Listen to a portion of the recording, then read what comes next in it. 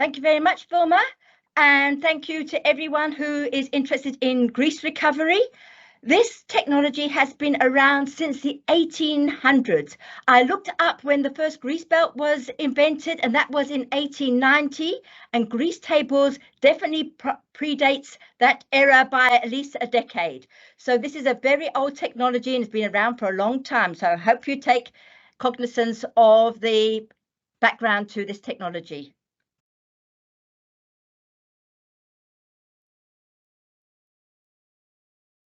The importance of grease recovery is shown by this graph. This graph in the dotted lines is the micro diamonds that you recover either by HF or by caustic fusion, whereas the green line is the recovery of diamonds with X-ray fluorescent technology. It's rather an old graph. It's taken from the NI 43101, which is also the SAMREC equivalent. And what you can see here specifically is it's a log graph. So this will be diamonds round about 2 millimeters. They are 0.1 carats. And here you can see on this scale, it's taken from some mine that I'm not all where it actually was sourced. But here is 100 diamonds. And because it's a log scale, this point here would be like 200 diamonds. So already at the 2 millimeter mark, we are starting to lose diamonds. When we actually reduce it down to the 1 millimeter diamonds, which is 0.01 carats, we can see here, this is like representing roughly, say, 300 diamonds. This is the number of stones per 100 tons.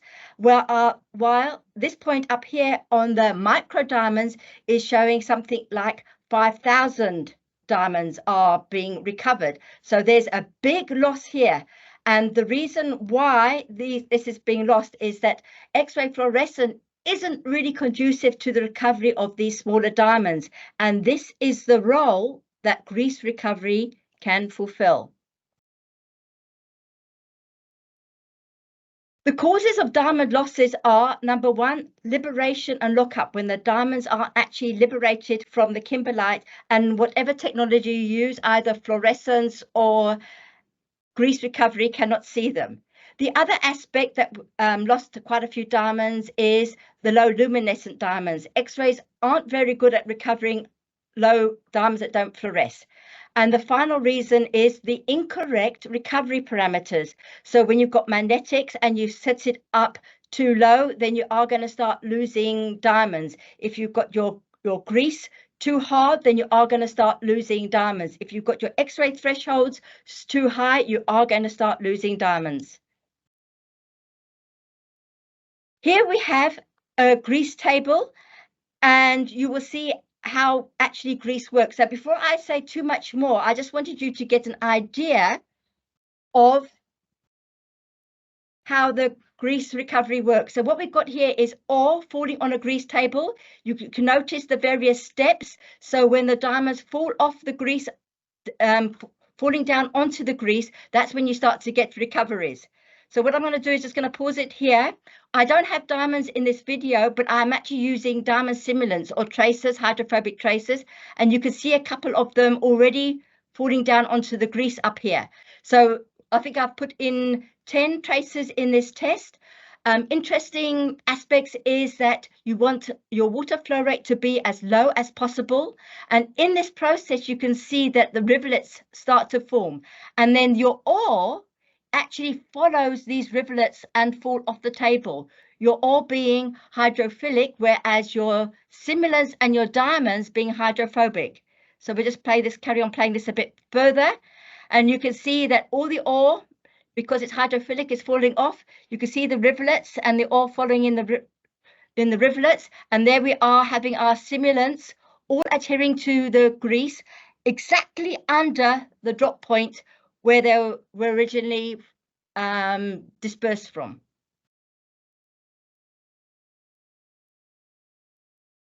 Just a little bit of technology. So diamonds, like I was saying, are hydrophobic. They do not like water.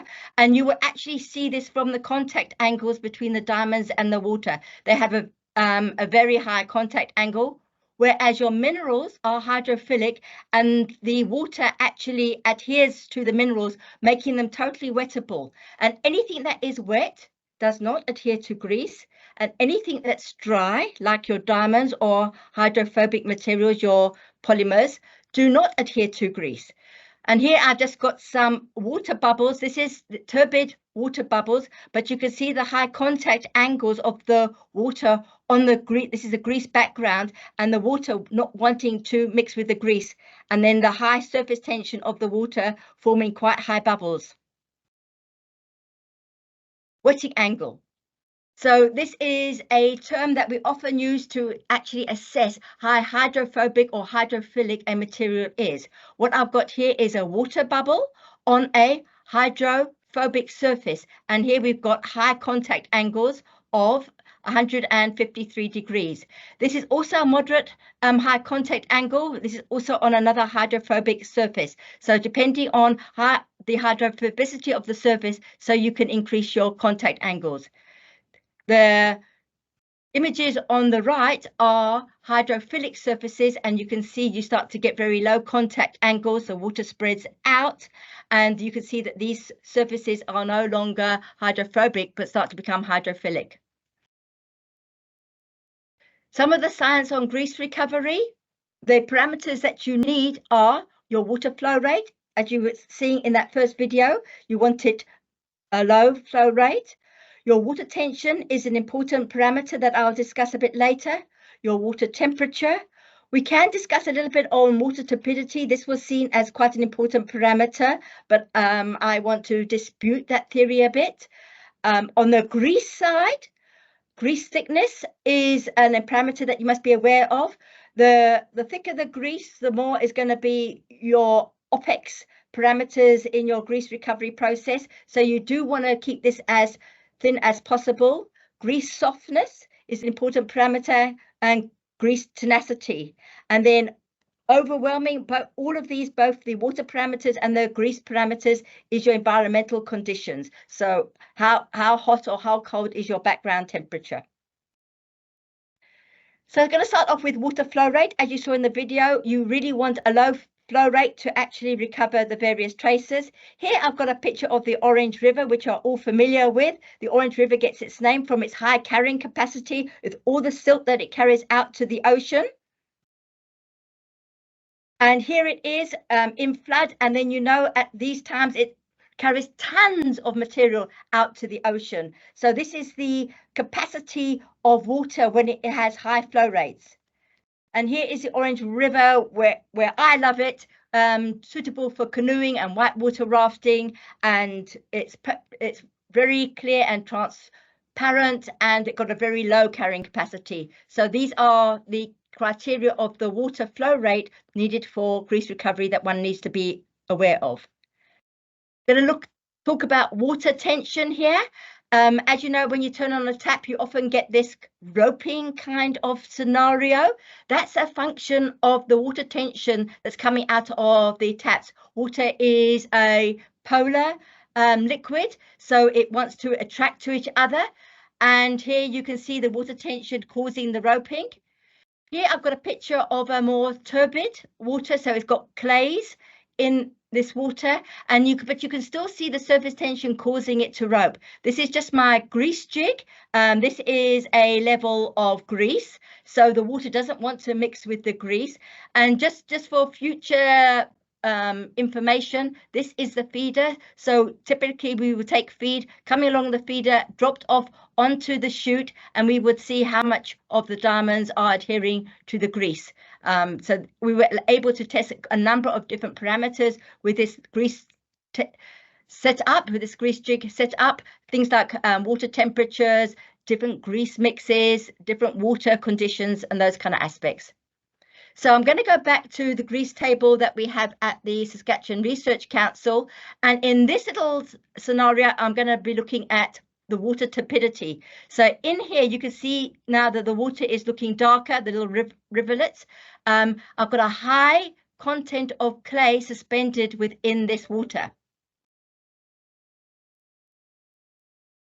So again, I'm going to be dropping the tracer simulants or the diamond simulants. There you can see a couple, and you can see the effects of turbidity. Now, originally I was told, yes, that turbid water will contaminate the grease surface. It will, things would drop out on the clays, would drop out onto the grease, and it will no longer be hydrophobic, and you will no longer get that separation. But as you can see, the clays actually want to stay in the water because of their charge, and they want to stay with the polar characteristics of the water.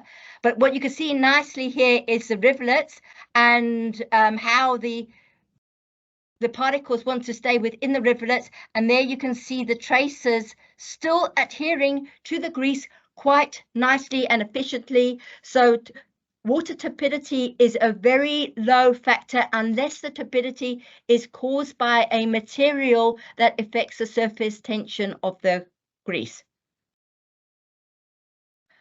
Moving on to water surface tension, things that affect the water surface tension of the water are surfactants, like your soaps, or your dishwashing liquid. You can see here I actually used a little bit dishwashing liquid in this test work. You can see tiny little bubbles occurring. But one of the big aspects you can see straight away from this, the grease is covered in the water. So we've lost the rivulets, and now the water is now spread out across the entire grease table. Again, I am putting in a couple of tracers, and we are seeing how well they adhere to the grease. I think the one has dropped over there. Again, the particles aren't falling off the grease as well either, because we haven't got those rivulets, and we are having to, like, they are being retarded. And then you can start seeing that later on that the tracers start falling off the grease. I'm just going to leave this to play on a bit further. There you can start seeing the tracers starting to come off the grease. There's a tracer happening there. So you can start seeing that your adherence to the grease is no longer occurring because the diamonds and the simulants are wettable, and they're no longer, and your adherence is gone. Another aspect is your water temperature. So the water temperature affects the grease hardness. So the softer the grease, the greater its tenacity and the greater its ability to adhere to the tracers. So here are all the diamonds. So here I've got a temperature of 30 degrees. I've got 4mm tracers, 2mm tracers, 1.5, 1, and here I use synthetic diamonds. And you can see the recovery of these different size fractions at 30 degrees. This was done on grease, which is called collected DB. So it's a set recipe, and it is relatively hard. So it's very efficient at recovering the 4 and the 2mm tracers. But I did start to lose the simulants below, at 1.5 and lower. So when I actually dropped the temperature to 25, you can see now I started to lose the 2mm tracers, and dropping it further, you can see even a greater reduction.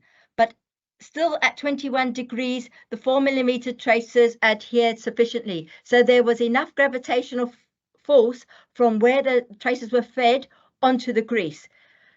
And you will see that you can actually tolerate a harder grease for the larger diamonds and for the larger simulants. But when your particle size decreases, you do want to soften up your grease or increase your water temperature. So water temperature is a bit of a tough one. You've got to be very finicky of how you're going to manage it. As you saw, you do lose diamonds and tracers with a cooler temperature, but the hotter the water, you start to lose your water surface tension. So they are opposing factors. So just being aware, you've always got opposing factors. So trying to find the sweet spot is always a bit of a technique. Carrying on with grease thickness, how thick should the grease be? Lots of people used to ask that questions because you've got to recycle the grease. So what I did here was, these are like 2cm marbles, and I dropped them from a height of 20 centimeters onto the grease to see what their penetration depth would be onto the grease. Then, because they've got a nice uniform shape, this kind of measurement is easy to carry out. So I've dropped the marbles onto the grease, I've gently pulled them off, and from this I can actually measure the arc length of how far in the marbles actually penetrated. Now I cannot measure the penetration depth from here because, as you can see, the tenacity, as you're pulling out the marbles, you get that, I'm going to say, that cheesy mozzarella kind of effect where you get those long strands. But what I could do was measure the diameter of that chord, and then from the diameter of the chord, using Pythagoras, I know the radius of my marbles, and I can actually work out what the remaining depth of the marble was above the grease. I know the chord lengths, and then I subtract that height from the actual radius, and I can work out the penetration depth of the marble. So now I've got a good idea of how much grease for what size marble. But we do know that the diamonds have a higher density than the marbles, so I've got to correct for that. So you can see at different drop heights what the ratio is of the sphere to the penetration depth, and from that I can actually assess how much grease I need for the different size diamonds. The other aspect that I was talking about was grease softness, different recipes. To make the grease for grease recovery, you combine micro wax and petroleum jelly. This is industrial jelly, in petroleum jelly. That's why it's still got the yellowy color. What you use domestically has been cleared up with all the, and removed all the contaminants. But you mix this in a ratio of around about 4:1, and then you get the collector DB recipe. If you want a softer grease, you might want to go 4.5:1. If you want a harder grease, you might go 3.5:1. So it's the mixing of these two components. The micro wax this is a candle wax and this is a beeswax. I've used various forms of micro wax in the mixtures and they all perform equally well. The other aspect is grease tenacity. That is the mozzarella effect, where you want it to adhere to your diamonds. And here you can see, as I pulled out a marble, I really got a nice mozzarella effect. So this is what holds those simulants into the grease when you drop it in from a height. So the higher the drop, the deeper the penetration depth and the greater the tenacity. So this effect is what you want from a dry material. So as soon as you start wetting the grease, then I'm not going to get that tenacity when I drop my marble. So these tests I had to do dry, but when you do it with diamonds and hydrophobic tracers, then you can do these kind of test works wet. Another interesting experiment that I carried out was looking at the turbidity. You can see this mark here of kind of collecting of fine particles underneath the drop point of the feeder. The same here. When I showed you in that previous image, is this piece of wax was carefully taken off from underneath the feeder, and this wax here was done under tap water, and this wax here was done under turbid water. So there's a little bit of an increase in the amount of fine particles collected underneath the feeder, but even potable pure tap water was leaving remnants on the grease. So there isn't much difference between the turbid water and the pure potable tap water. So what this proved to me, that I could actually use recycled water from the dams. So from the various tailings dams, I was able to recycle that water back through the grease recovery plant. So reducing the fresh water requirements for the mine. Number one, was easier to transport because there's less distance, and the other aspect is that the water surface tension was actually slightly better, and the mines actually reported an increase in their diamond recoveries when they recycled the water from the tailings pond because of that improvement in the surface tension.